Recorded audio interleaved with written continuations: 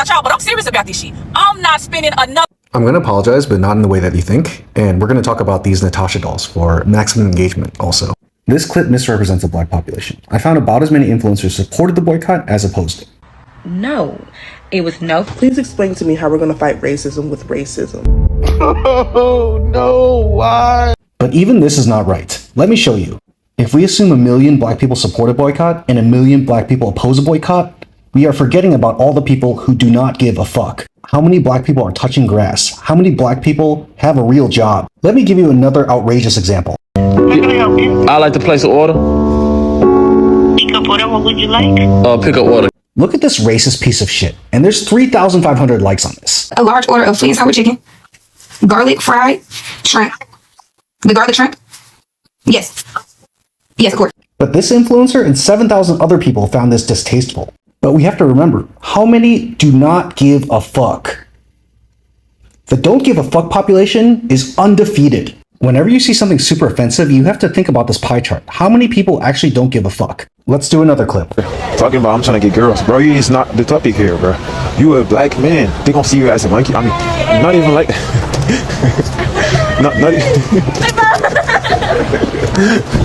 This is the population of Japanese people that say racist stuff about black people on Twitter. And this is the population of Japanese people that are DTF with black people.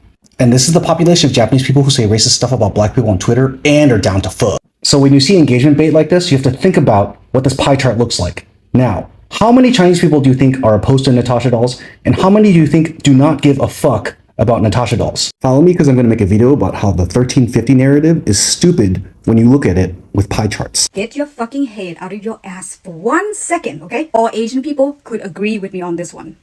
Is that you are upset with one Asian person and the rest of the one that looks like him get punished for it.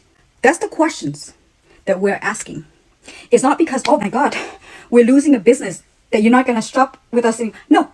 The question is, why do you punish people that look like Chow? That's it. Because we asked that questions, you went into, oh, so the boy was innocent. No, we're not saying that we're not grieving for the loss of Cyrus. We're not saying that we're agreeing with Chow.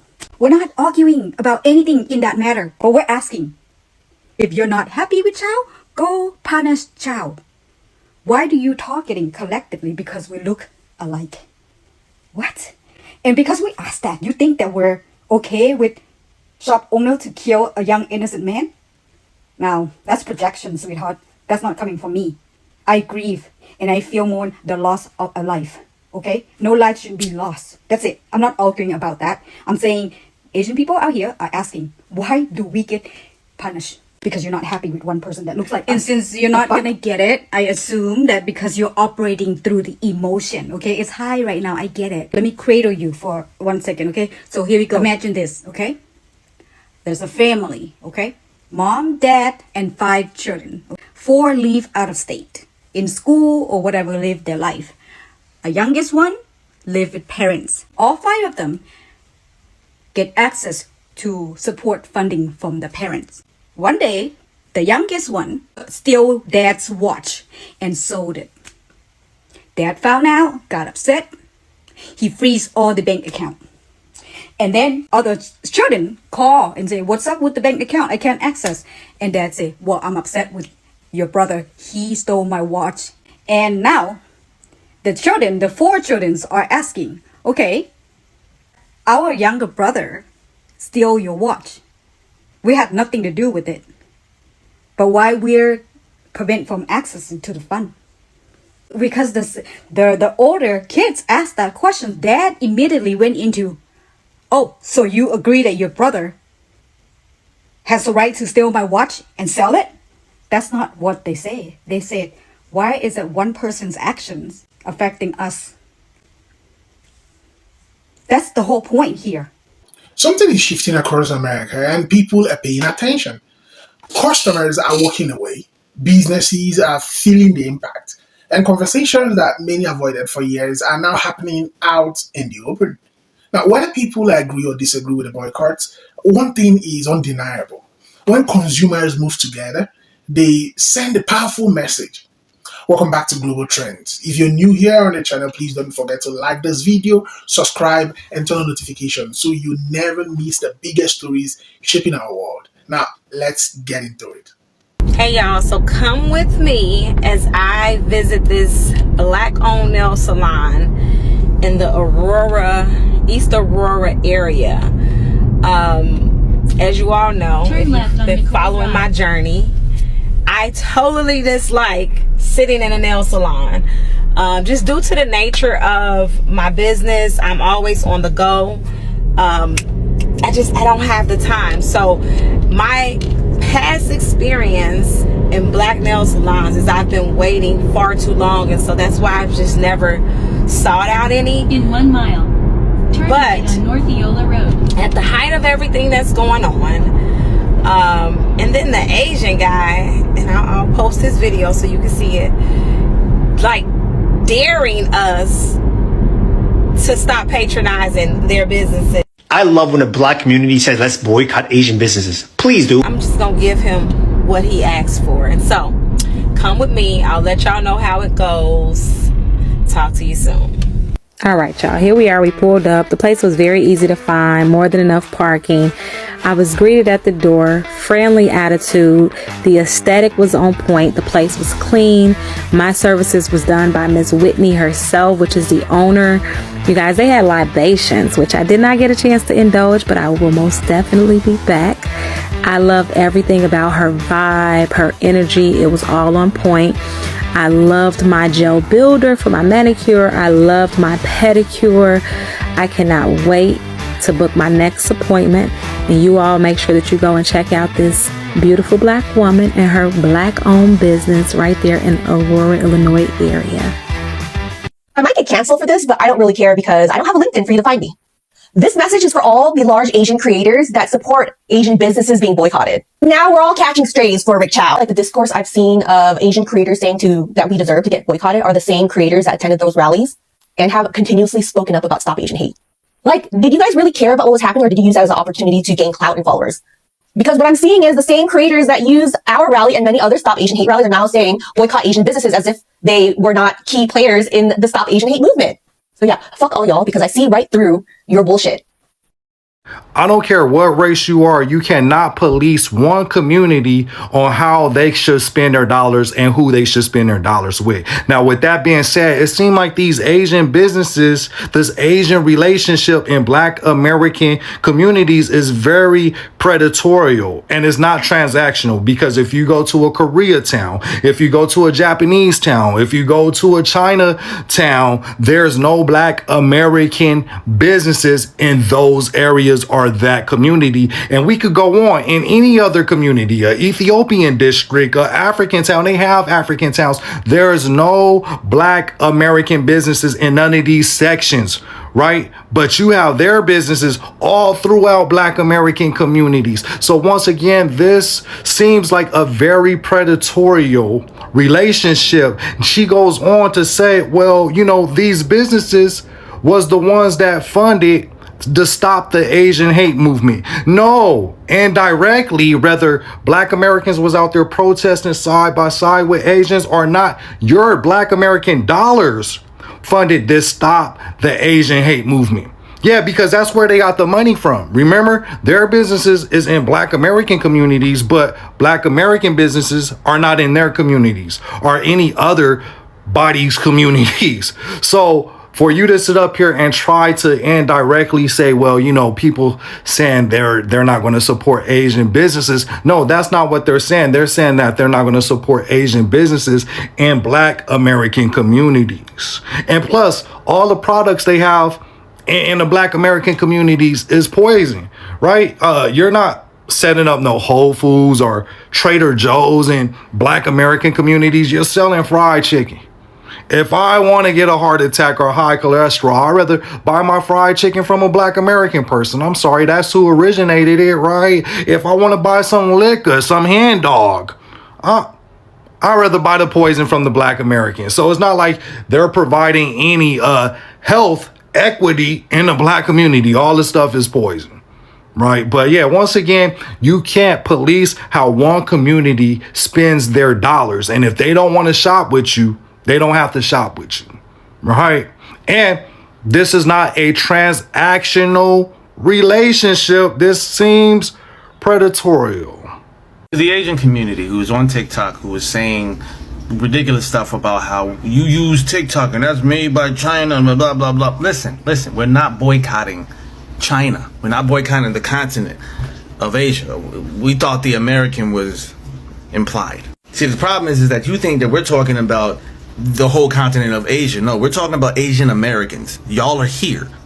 Asian Americans here. We don't care about what's going on over there in China. They seem to be cool over there for right now, but over here is what we're boycotting. I thought one of y'all stereotypes is that y'all supposed to be great thinkers and stuff, and like put the thinking cap on for a second. Y'all tell us that you're all not the same, but for some reason when y'all talk about anti-blackness within the Asian community, you can't seem to pinpoint one Asian community that doesn't show any anti-blackness. I don't care if it's a Filipino store, if it's a Korean store, if it's a Japanese store, if it's a Chinese store. It doesn't matter what part of Asia kind of store that I'm walking into. Y'all all treat us like we're the same. Name me a type of Asian that doesn't do that.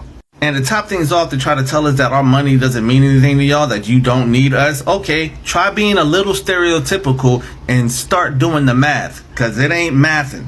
I am speaking specifically to the Asian community right now. We need to stop pretending like anti-blackness does not exist in our community, as if it's not a problem, because it is. We see it in the stereotypes that get repeated in our homes, in the way some people talk about black communities, the excuses people make when black people are harmed, and in the silence that follows when accountability is needed. The response for some Asian Americans for the killing of Cyrus Carmack Belton has been deeply disappointing. Instead of centering a 14-year-old black child who lost his life, some people rushed to defend Rick Chow, justify the shooting, or shift blame onto Cyrus himself. That should disturb all of us. We cannot keep demanding solidarity from other communities when anti-blackness within our own community goes unchallenged. We cannot talk about the racism Asian Americans face while refusing to acknowledge prejudice that exists in our own families and social circles. The model minority myth has convinced some Asian Americans that proximity to whiteness will protect us. It will not. That myth was created to divide communities of color and to encourage us to see ourselves as separate from the struggles of Black Americans. When we buy into that mentality, we become participants in a system that harms all of us. Accountability is not anti-Asian. Calling out anti-blackness is not anti-Asian. Using to excuse harmful behavior because the person involved is Asian is not anti-Asian. It is the bare minimum. If we are serious about justice, then we need to be willing to confront uncomfortable truths about our own community.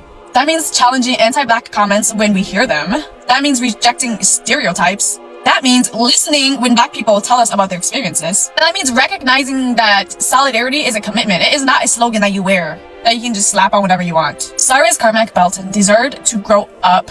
He deserved to be safe.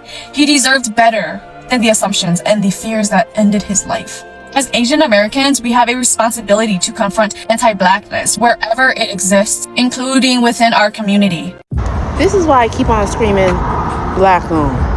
Because I just went to the beauty supply store and I went to a black owned one. It's called Apex Beauty Supply. It's in Camp Spring, Maryland. Go support them. The lady was so helpful, so nice, told me how to do, what to do, where to go. The supplies is fully in stock. They got a rewards program and everything. Like, go support our local black owned businesses. I know we have all seen at this point that Asian man's video talking about y'all can't own businesses in your own area and that's why you need to come through us. And but I don't need to come through you. Apex right here. And I'm gonna start supporting my people. I go to a black owned gym with black owned trainers. I go to a black owned nail tech. I go to a black owned beauty supply store. What else? I'm cooking my food in my black owned kitchen. Ain't gonna shit on me and let me sit around and keep playing in my face. Oh no. And the other stores were open, and yeah, maybe the store was slightly bigger. Everybody knows BSW's big as hell, but that's okay because they still had exactly what I needed here. Shop black owned. Solani for life. Peace. And so what if black people are boycotting Asian businesses? If that's what it takes to wake our community up. Gia, you are very critical of Asians, and when you talk this way about our people, all you're doing is creating division. I've seen your videos about the Cyrus rickshaw situation. I don't disagree with your stance there. It was a tragic loss of life. There is anti-blackness within our community. I just don't think you need to imply that we deserve to be boycotted. Like, yeah, go ahead. Wake our community up. Who are you referring to exactly? Maybe you should clear that up. You are telling the black community it is okay to generalize all of us, and the ones who are speaking out against it right now, I'm watching them get bullied by their own peers, and I can only imagine that you are partially responsible. Because hey look, an Asian said it was okay. Do you know that woman? If you come to New York, yo, you gotta order 4 chicken wings and pork fried rice. This woman, all she's doing is telling the world how good this Asian restaurant is. And look at these comments. This is ridiculous. Like, since when are we the boot? Us, Asians, in this country? The boot. Does this woman who made the chicken wings, does she need a wake-up call? We're calling all of the Asian takeout places, replacing a big-ass, fat-ass. Now, I don't want to be a hypocrite and generalize the black community. I know these cases are outliers, and most black people want this boycott so that they can circulate their money back into their own community, as they should. And I'm seeing stuff like this on my FYP too. Clearly, a lot of black people are wanting to support their own people, which is good, but clearly there are some who are doing things for revenge. And I can't help but feel like people like you enable that. Now, yes, it's more the black community's responsibility to address these people than it is ours, but my point is, you are not helping. This guy is a complete dunce and does not speak for me, yet I honestly feel like you validate his existence. You give his words power. You guys have similar energy, actually. Please do. So what? I'm really wondering where you're coming from deep down. Do you really think that we are so much more capable than black people of taking economic hits, that you can just throw all Asian businesses under the bus like this? I don't know where you grew up, but I grew up in New York, and a lot of Asians in New York do not grow up financially privileged, whether they're East Asian, South Asian, Southeast Asian. Do you think those people are anti-black and need to wake up? I honestly feel like they don't have the time to be anti-anybody. They're trying to just make it. I saw a video on TikTok. Oh, I think you're the first one to come up and say that. The black and Asian communities, we are running through a lot of the same hurdles, but the way you talk about us, honestly, it sounds like you have the Asian version of white guilt. And I hate to use that term, but we gotta call it something. And I'll be honest, that video of yours about Jeffrey's Island and how they viewed Asians as more desirable than blacks, the one that you deleted without addressing any of the black creators that called you out, I don't know. I don't know what's going on with you. I have a lot of respect for you and other Asian creators on this app. I think we all have a place here, more or less. But this time, I cannot sit idly by while you get on here and minimize our life experiences and our people. Anti-blackness does exist within our community. It's good that you call it out. But if you continue to talk without nuance and with such anger, all you're going to do is set yourself up as quote-unquote one of the good ones, which is such a divisive, harmful, and unnecessary thing to be. I hope you understand that. Alright, real quick, to the Asian businesses that are getting upset because y'all decided to challenge black people to boycott y'all, did you really think that was gonna work out? No. I really think about it. We boycotted one of our very own. Y'all remember Daniel Caesar, right? No? Exactly. That man said, I do not want black people listening to my music. Black people was like, bet. One thing you do not want to challenge a black person to do is be petty, because we are some of the pettiest people, if not the pettiest people on the face of the earth. And what's even crazy, y'all set up Chinatown and all that other stuff near black neighborhoods because nobody else wanted to have y'all around. You know who accepted y'all with open arms? Black folks. You know the main ones going to your liquor stores, corner stores, restaurants, laundromats, hair stores, etc. Black people. But you don't want our business there? It's all good. We'll take our black business somewhere else. It's all good. Y'all got to unify and make Chinatown here and there. But now that black people have a little bit more power, a little bit more rights, how about we start Black Wall Street back up? Let's start Black Wall. For generations, the black community has demonstrated enormous economic influence, while also facing long-standing disparities in wealth, access to capital, and investment. Now, despite spending billions of dollars each year, many activists argue that black communities have often received far less in return through business ownership, investments, or equitable economic opportunities. That frustration didn't appear overnight. Many people participating in today's black consumer boycott say they are intentionally directing or redirecting their spending toward businesses they believe invest in, hire from, or otherwise support black communities. Now, their goal is to use their purchasing power to encourage greater accountability and stronger economic investment where they feel it has been lacking. Now, as reports and social media videos circulate showing some businesses experiencing fewer customers, particularly from the Asian-owned stores, right? Reactions have varied. Some business owners express concern about declining sales, while others have called for more dialogue with their communities. It's important to recognize that experiences differ from one business and neighborhood to neighborhood or to neighborhood to another. Now, and broad conclusions shouldn't be drawn from isolated examples. This conversation isn't simply about race. It's about economics. It's about respect.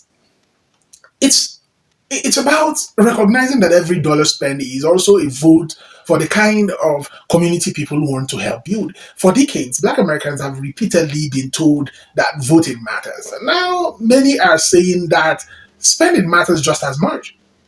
When communities organize peacefully around where they spend their money, they are exercising a form of economic expression that has deep roots in American history. Boycotts have long been used by many groups to advocate for social, political, and economic change. Now, many supporters believe this movement is about empowerment rather than punishment. They argue that supporting Black-owned businesses and encouraging broader investment in underserved communities can help create jobs, strengthen local economies, and expand opportunities for future generations.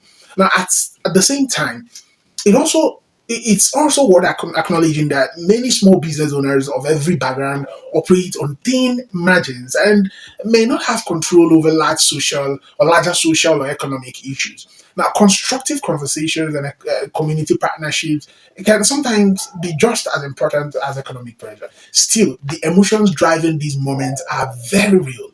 For many Black Americans, these conversations are connected to years of feeling unheard or on issues ranging from economic inequality to access to opportunities. Now, whether one agrees with every tactic or not, those underlying concerns deserve to be taken seriously. Now, the bigger question is what comes next? Will businesses take this moment as an opportunity to build stronger relationships with the communities they serve? Will consumers continue using their economic power to advocate for the changes they want to see? And will this become another defining chapter in the long history of consumer activism? One thing is certain. People are realizing that every purchase has meaning, every dollar carries influence, and when millions of people make similar choices at the same time, businesses, policymakers, and communities all take notice. Now I want to hear from you. Do you believe economic boycotts are an effective way to bring about meaningful change? Should businesses do more to build trust and invest in communities that support them? And what role should consumers play in shaping the future through where they choose to spend their money? Share thoughts respectfully in the comments below. If you enjoyed this discussion, please don't forget to like, subscribe, and turn on notifications. This is Global Trends, where we break down the stories shaping our world from every angle. Until next time, take care and thank you for watching. See you in the next video, and credit belongs to regional creators.